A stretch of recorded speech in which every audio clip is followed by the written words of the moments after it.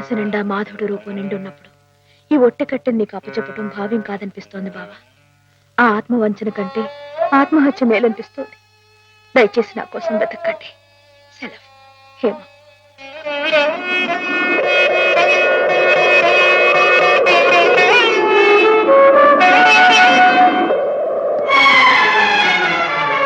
మాధవ, మాధవ, రానుంది. చాలా ఘోరం జరిగిపోయిందయ్యా. ఏం జరిగింది? శ్రీపతికి హేమకి సలక్షణంగా పెళ్లి జరుగుతుందని పెద్దలు ఈ రాత్రికే ముహూర్తం నిశ్చయించారు. కానీ ఈ లోపు చూడు. ఏమిటిది? హేమ ఈ ఉత్తరం రాసిపెట్టి ఎక్కడికో వెళ్ళిపోయింది.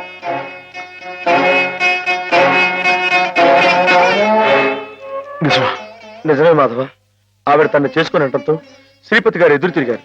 హేమకి నేను అక్కర్లేకపోతే నాకు హేమ అక్కర్లేదంటూ వాళ్ళ కాలేజీలో పనిచేసే ఓ టీచర్మని అదే ముహూర్తానికి పెళ్లి చేసుకుంటారంటూ పట్టుబట్టు. లేదండి, అలా జరగడానికి వీలేదు. శ్రీపతి బాబు తప్పు కూడా అమ్మాయిగానే పెళ్లి చేసుకోవాలి. అది ఎలా కుదురుతుంది మాధవ? హేమ ఈ పాటికి ఏ గోదాట్లోనే దూకి ఆత్మహత్య. ఆ అమ్మాయి గారికి అన్యాయం చేయడానికి ఆ దేవుడికి మనసు ఎలా వస్తున్నారా? ఆవిడకి ఏం అపాయం జరగదు. నువ్వు వెళ్ళి ఆ అమ్మాయి గారు ఎక్కడున్నారో అని చోట వెతుకు. నేను ఇక్కడి నుంచి ఎలవలా వచ్చి శ్రీపతి బాబు కాళవేళ పడి ఆ అమ్మాయి గారిని పెళ్లి చేసుకుంటూ చూస్తాను. నువ్వు వెళ్ళు.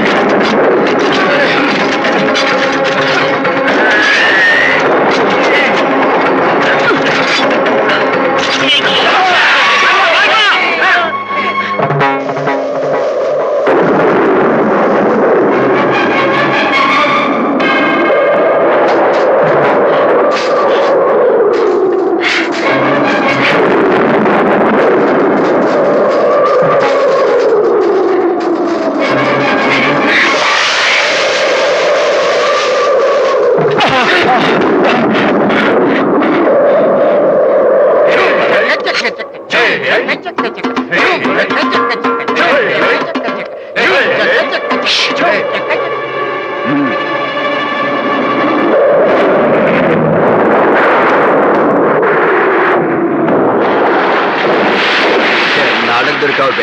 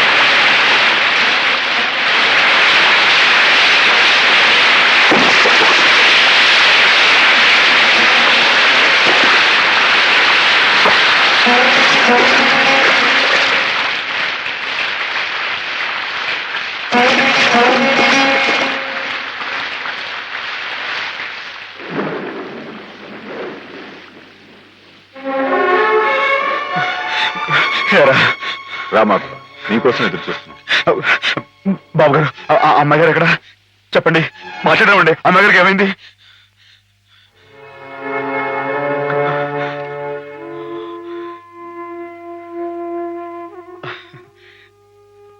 బాబు, నేను విన్నది నిజమేనా? మీరు అమ్మాయి గారిని కాదని ఇంకెవరినో పెళ్లి చేసుకోవటం, ఏదేమైనా సరే ఆ అమ్మాయి గారి పెళ్లి విషయంలో మాత్రం అన్యాయం జరగకూడదు బాబు. నిజమే మాధవ, హేమ పెళ్లి విషయంలో అన్యాయం జరగకూడదు. అందుకే నన్ను చేసుకోవడం ఇష్టం లేక గోదావరిలో దూకిన హేమను ఒడ్డుకు చేర్చాను. నాకు ఇంకో అమ్మాయితో పెళ్లి జరగబోతోందన్న అబద్ధంతో నిన్ను ముహూర్త సమయానికి ఇక్కడికి రప్పించాను. హేమకు అన్యాయం జరగకూడదని నీ మనసులో గట్టి కోరిక కనుకుంటే నేను చెప్పినట్టు చెయ్యి. ఆ గోదావరి తల్లి నీకు హేమకు కూడా మంగళ స్నానం చేయించింది. సుముహూర్తం ఇంకో 15 నిమిషాల్లో ఉంది. అక్కడ కళ్యాణం వెతుకుంది. ఇక్కడ హేమ సిద్ధంగా ఉంది. ఇవిగో పట్టుబట్లు, ఇవి కట్టుకుని హేమ మెళ్ళలో మాంగళ్యం కట్టు మాధవ.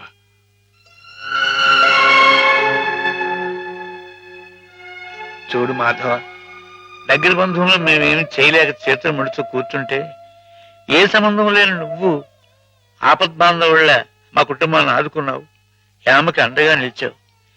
హేమకు నీ మీద, నీకు హేమ మీద ఉన్న ప్రేమ ఎంత పవిత్రమైందో ఇప్పుడు తెలుసుకోగలిగాను.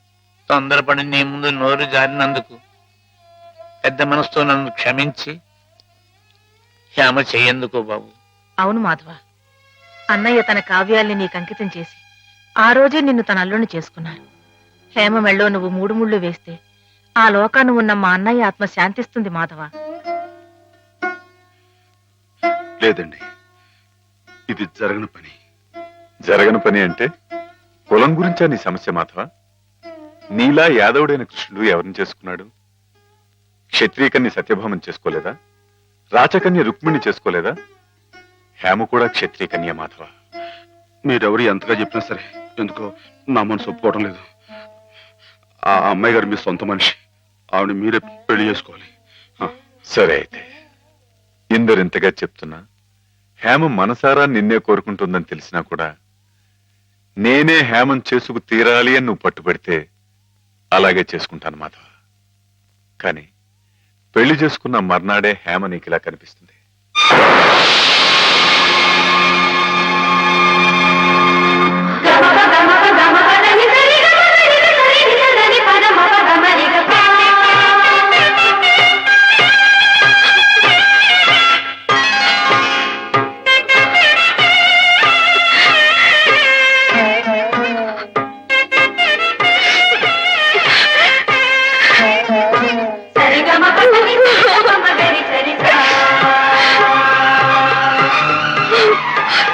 మీ కలయిక ఈశ్వరేచ్ఛ, కాదంటం ఎవరితరం మాధవ? ఇద్దరు పార్వతీ పరమేశ్వరుల్లా ఒకరి కోసం ఒకరు పుట్టారయ్యా.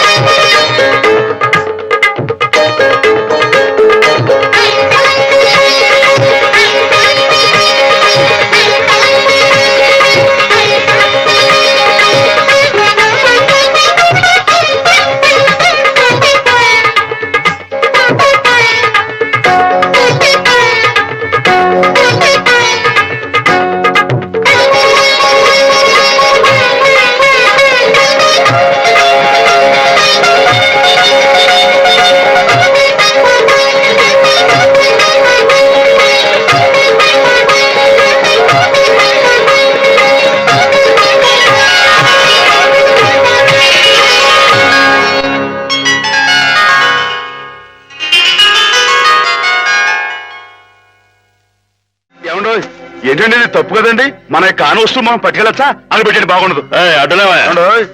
చెవికి పోగులున్నాయి లోహుగా చూస్తున్నారా నాతో పెట్టుకోవద్దండి మొహం పిడకైపోద్దా అనుకున్నారు నేను మంచోడిని చెడ్డోడు